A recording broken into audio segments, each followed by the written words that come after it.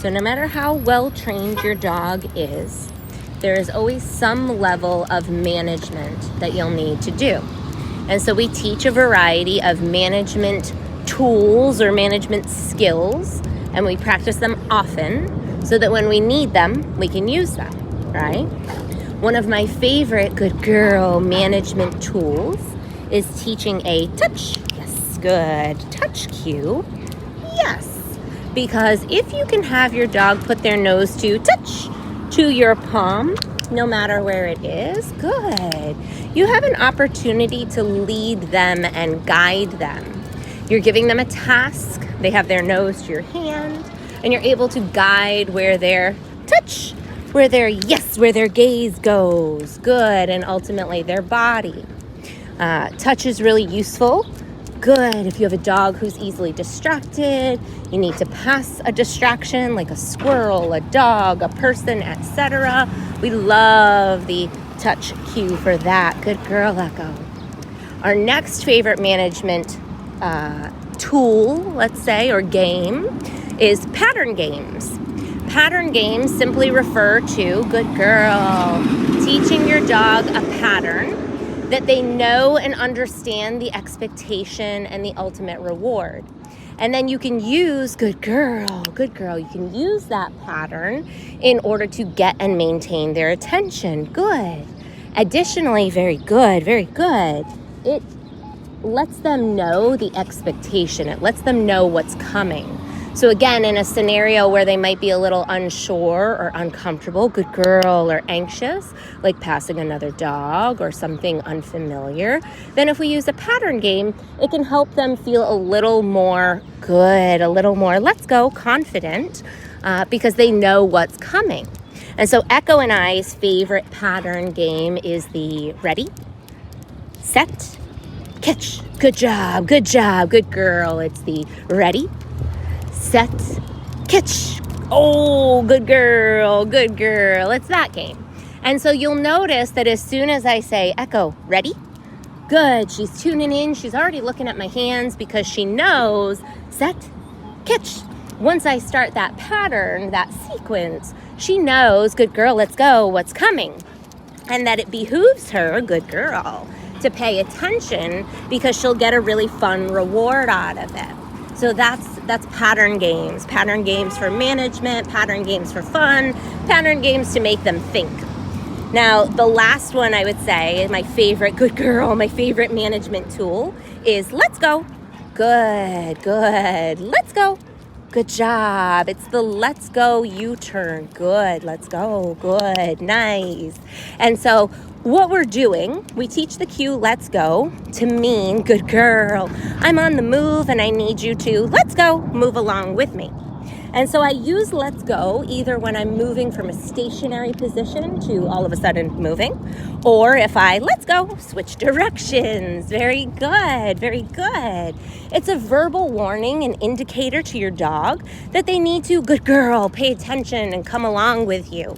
And so that let's go paired with good girl, paired with a U-turn can be really powerful to get you out of any sticky situation. So for example, let's go. You might use it in a scenario like where Echo was just getting ahead of me. Good job. Let's go. And getting a little excited, a little overstimulated.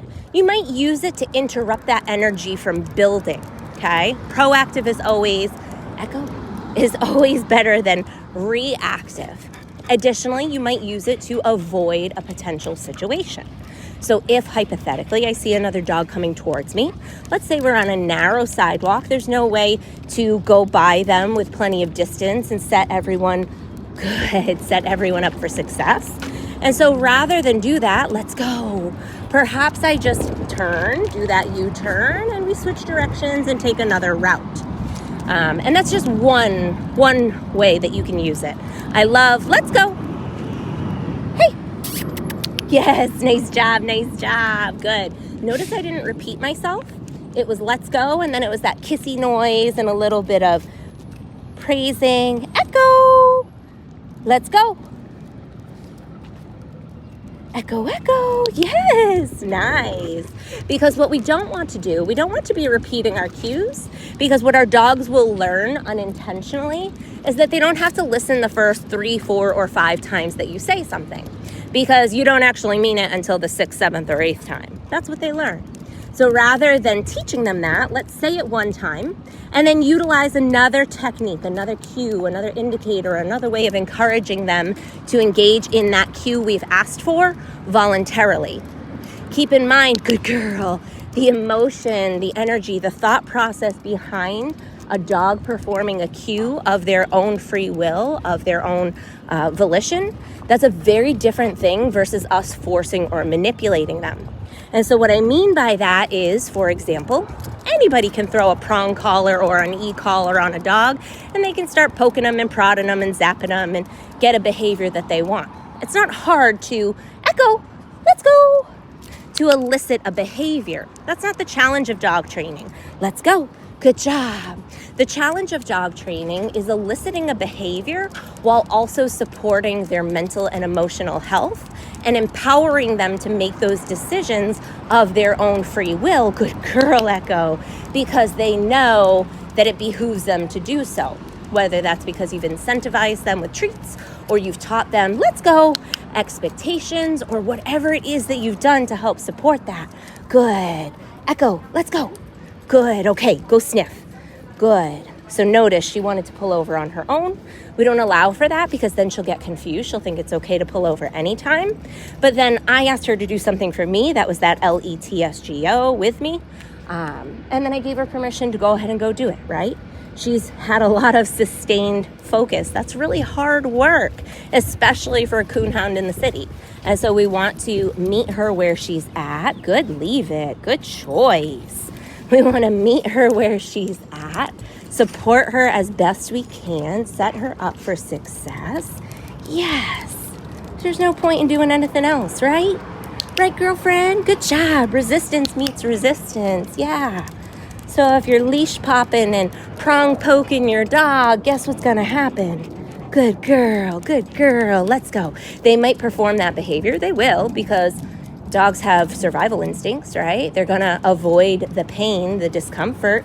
Good girl. Hey, echo, echo, echo. But that doesn't change the underlying emotion. Instead, it teaches them to suppress their urges, to suppress their emotions. And if you're a human who knows anything about suppressing emotions, you know how that works out for us and probably for them, right? Good job, good job. Touch. Very good, very good. That's that touch cue in a management scenario. Perfect example. Setting her up for success to pass that human.